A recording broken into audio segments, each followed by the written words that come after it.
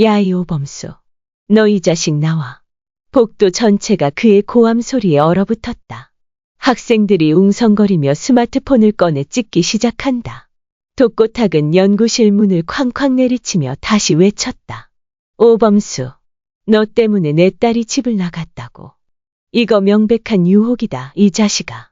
너 그 냉혈한 이미지로 애 마음 홀린 거 아니야. 문이 조용히 열리며 오범수가 나타난다. 단정한 셔츠, 깔끔한 안경, 그리고 싸늘한 눈빛. 회장님, 여긴 제 연구실입니다. 조용히 해주셨으면 합니다. 조용히, 조용히. 내 새끼가 행방불명인데 내가 조용히 하라고. 지금 이 순간에도 세리가 어딘가서 굶고 있을지도 모르는데. 이 자식은 교수랍시고 말이나 똑바로 해. 오범수는 한숨을 깊게 내쉬더니 낮게 읊조린다. 세리는 저 때문에 집을 나간 게 아니라 회장님 때문에 나간 겁니다. 뭐, 이게 지금 뭔 말버릇이야. 독고탁은 연구실로 들어가 책상 위 서류를 내동댕이 쳤다. 자신이 사랑하는 사람 앞에서 부모를 변호할 수 없다는 게 얼마나 치욕스러운 일인지 회장님은 모르시죠. 그 순간 독고탁의 얼굴이 확 일그러진다. 야, 너 내가 누군지 알아? 나 독고탁이야. 나 신라주조 회장이라고. 내가 너 같은 놈 하나 매장시키는 건 일도 아니라고. 그때 복도 저편에서 형사 2명이 급하게 걸어온다. 독고탁 회장님 맞으시죠? 현재 명예훼손 및 업무방해로 민원이 접수됐습니다. 같이 나가셔야겠습니다. 순간 상황이 정적에 잠긴다. 독고탁은 어이없다는 듯 껄껄 웃더니 비웃듯 외친다. 뭐, 내가 경찰서에 간다고. 야, 이게 세상이 어떻게 돌아가는 줄 몰라서 그래. 나 뉴스에도 나온 사람이야. 알아. 그러자 경찰관 중 한 명이 고개를 들며 조용히 말한다. 그러니까요. 회장님. 뉴스 보셨을 텐데요. 조용히 가시죠. 순간 독고탁의 입이 다물어진다. 서울지검 외사과 앞 8층 브리핑룸. 기자들이 앞다퉈 자리를 잡고 카메라 플래시가 연신 터진다. 책상 앞엔 수갑이 채워진 채 정면을 바라보고 앉은 속일용 전무가 있었다. 그는 며칠 전 태국 방콕에서 붙잡혀 압송되어 온 상태. 턱은 깎이지 않았고 눈가는 퀭하며 셔츠는 땀에 절어 있었다. 검찰 대변인이 서서 공식 발표를 마치자 곧바로 기자들의 질문이 쏟아진다. 소 전무님, 독수리 술도가 비방 영상 조작 혐의. 혼자서 하신 겁니까? 아니면 누가 지시한 겁니까? 속일용은 물 한 모금을 들이켰다. 잠시 입을 꾹 다물고 정면을 응시하더니 마치 결심한 듯 낮게 입을 열었다. 제가 혼자 꾸민 일이 아닙니다. 기자들이 술렁이기 시작한다. 그럼 누가 시켰습니까? 속일용은 숨을 깊이 들이마셨다. 그리고 입을 열었다. 독고탁 회장님이 직접 시켰습니다. 그 사람 광숙 씨가 만든 장광주 막걸리 위생 상태 엉망인 영상 편집해서 만들라더군요. 단 한 컷도 진실이 들어가선 안 된다고 했습니다. 카메라 플래시가 쉴 새 없이 터지고 현장 분위기는 순식간에 얼어붙는다. 하지만 속일용은 말을 멈추지 않았다. 거기서 끝이 아니었습니다. 심지어 광숙 씨가 사별한 남편이 아니라 다른 남자와 불륜 중이라는 루머까지 만들어서 인터넷 커뮤니티에 흘리라고 했어요. 회장님 본인이 그랬습니다. 여론은 자극적인 게 먹힌다. 사람들이 믿을 만한 거리가 아니라 믿고 싶어 할 만한 걸 퍼뜨려라. 그 말 아직도 생생합니다. 장미애는 뉴스를 보고 있던 중 손에 들고 있던 찻잔을 그대로 떨어뜨린다. 유리 파편이 흩어진 바닥 위로 뉴스 자막이 지나간다. 속일용 전무 독고탁 회장 지시에 의한 조직적 명예훼손 폭로 검찰 구속영장 청구 예정. 그날 밤 독고탁은 독수리 술도가 대문 앞에 우뚝 서 있었다.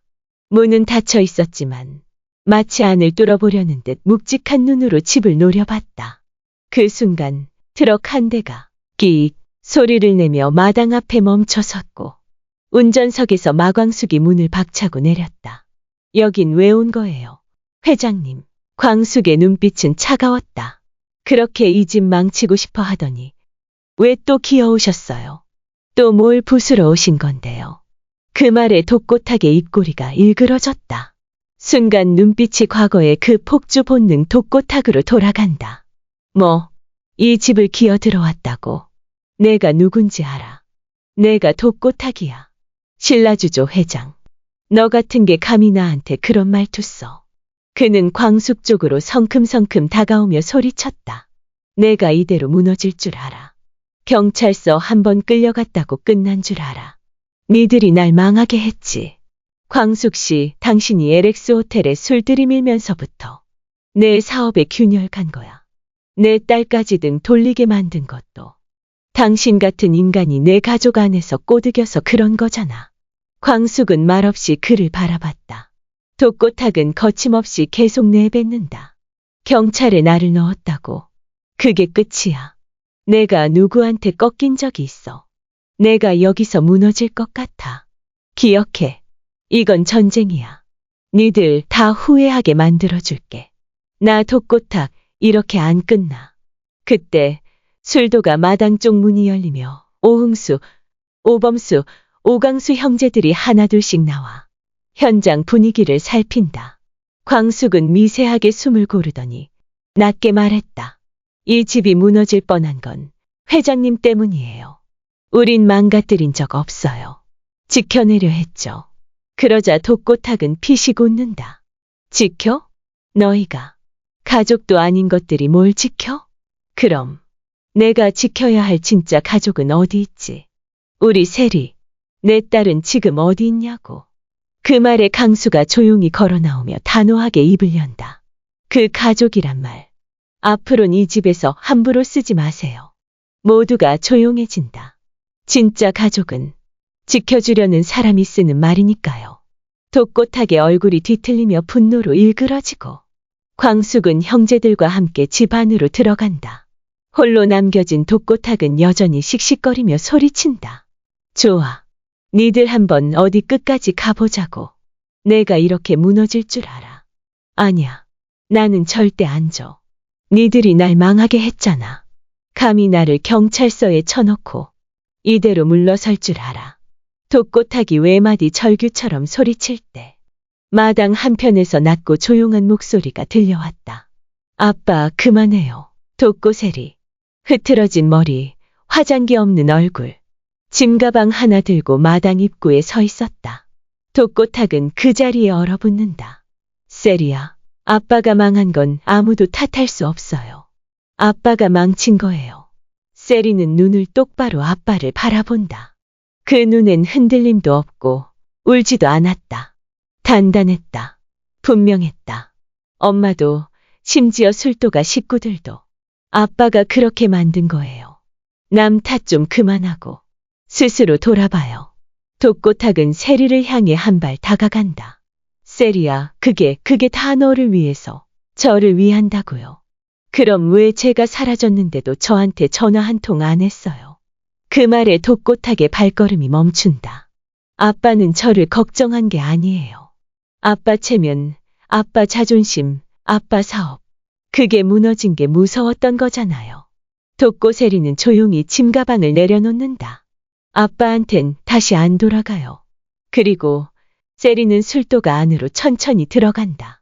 그 등 뒤를 독고탁은 아무 말도 하지 못한 채 바라본다.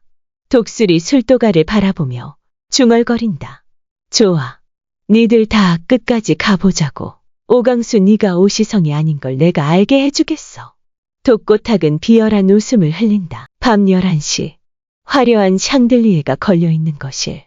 소파 위에 앉은 장미애는 진한 메이크업도 지우지 않은 채 홀로 와인을 한 모금 머금고 있다. 하지만 손에 들고 있는 건 와인잔이 아니라 낡은 앨범 한 권.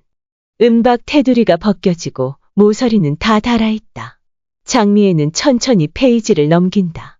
처음엔 독고세리의 백일 사진, 돌잔치 사진.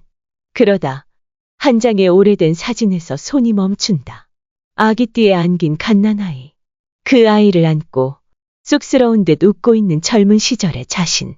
장미애는 그 사진을 뚫어지게 바라보더니 순식간에 얼굴에서 핏기가 사라진다. 그래, 너였지, 강수야. 손끝이 사진을 따라 천천히 움직인다. 그녀의 눈가엔 마스카라가 번지고 처음엔 잡아당기듯 입꼬리를 올리던 장미애는 더는 표정을 유지하지 못한 채 흐느낀다. 내가 너를 어떻게 키웠는지 기억도 안 나. 그땐 너무 어려서, 너무 무서워서. 그냥 내가 없으면 내가 살 수 없을 것 같았어. 앨범 위로 눈물이 뚝뚝 떨어진다. 장미애는 그제야 허세도, 명품도, 포장도 다 내려놓는다. 미안해 아들아. 그녀는 입을 틀어막고 숨죽여 울기 시작한다.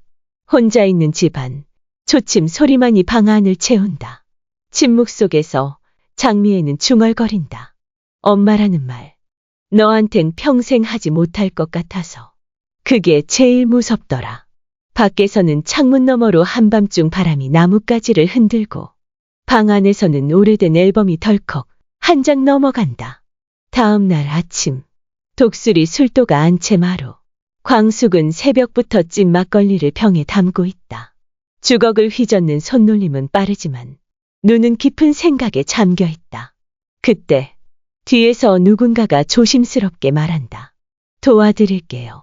돌아보니 독고세리가 앞치마를 두른 채 서 있다. 어제보다 훨씬 단정한 얼굴 그리고 기존의 인형 같은 눈빛엔 어딘가 단단함이 깃들어 있다. 광숙이 멈칫하며 말한다.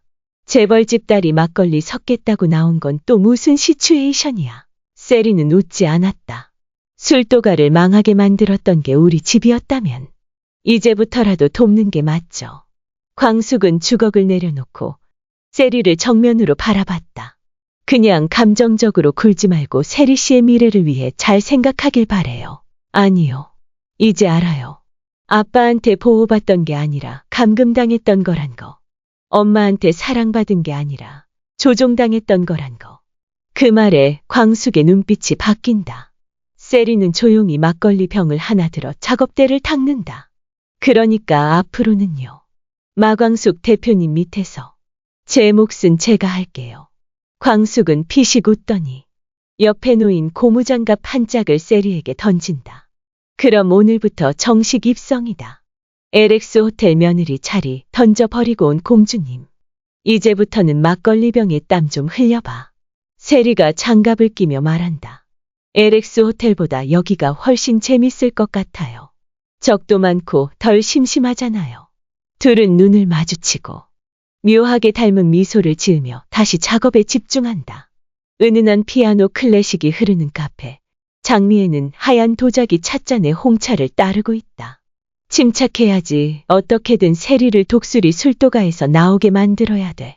그 순간 뒤편에서 세리의 목소리가 들린다. 엄마, 세리야 어서 와. 어휴, 얼굴 상한 것 좀 봐. 세리야, 너 엄마한테 연락도 안 하고 전화도 안 받고 어떻게 네가 나한테 이래. 엄마가 널 어떻게 키웠는데.